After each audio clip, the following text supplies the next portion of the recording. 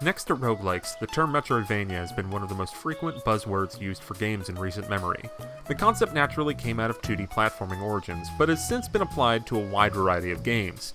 I'm relatively positive that Yoku's Island Express is the first time the open-world exploratory concept has been mixed with pinball mechanics. The idea is novel and clever, made even better by the bouncy music and endearing graphics. Frustrating movement and some backtracking maladies unfortunately hold this charming game back from being incredible. Still, it's a really interesting experiment worth spending time with if you're so inclined. You control Yoku, a dung beetle new to Mokumana Island, who is taking up the island title of postmaster. Some issues with ancient beings, warring tribes, and a fierce monster help complicate the little guy's travels, and before long the simple mailman gig turns into a full-blown world-saving adventure. The hook is that Yoku primarily moves around using pinball flippers built into the environment. He can move left and right, but he's a tiny beetle rolling around a ball that I'm pretty sure is poop. He's not moving far. To get anywhere in the game, using the environment's flippers, hills, and valleys is integral. That's where the best and worst parts of the game come from.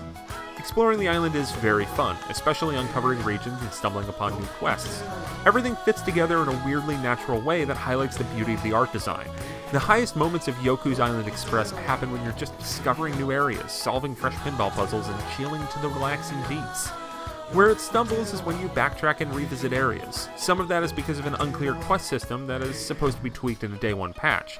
But most of it is because you frequently have to go through areas you already completed. Any puzzles you solved will be done, but it's not quick to go through pinball areas to get around the island.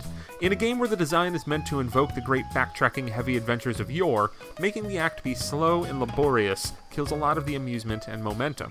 A traversal system can be found after the first third or so, but even still it's easy to get thrown off your path, and furthermore, by the time you get access to the faster travel, you've probably already scoured the area. The pinball controls have a finickiness that works just as often as they don't. You can go from enjoyable pinball table mayhem to getting stuck in a pit that takes too long to get out of, or sends Yoku careening off a cliff to unbridled frustration. As is expected of the genre, you earn different abilities throughout the game, and they serve as keys to unlock other areas or secrets. One of them is as simple as the ability to swim underwater, while another is a sentient ball of soot that you can use to swing around from plant to plant. The sootling on a rope is off-putting in some ways, though, as the range to connect to plants is seemingly too narrow, and it's very easy to completely miss your mark and have to restart, thus filtering into the game's recurring problems of making you painstakingly redo areas. For the most part, though, the new abilities along the way don't engage with the pinball all that much. A lot of the tricks of those challenges are shown early on, and the late game areas don't iterate on the pinball as much as I'd like them to. It feels weirdly stale in the back half, likely because of the open-ended design. Even with my issues and nitpicks, I enjoyed Yoku's Island Express overall. The writing is goofy and fun, and I kept wanting to see the world unfold to see how the music would change and the art would be stylized. The discovery portion is excellent, from the cleverness of the pinball ideas to the unearthing of puzzles. It's all dragged down by a general slowness, but the overall delightful vibe of the world makes all of that mostly tolerable. Yoku's Island Express is an artful experiment, making a quirky 2D exploratory platformer out of pinball. It might falter in more ways than I hope, but the freshness of this concept helps make this a game worth checking out, even if retraversing areas can be a chore and the pinball gets old.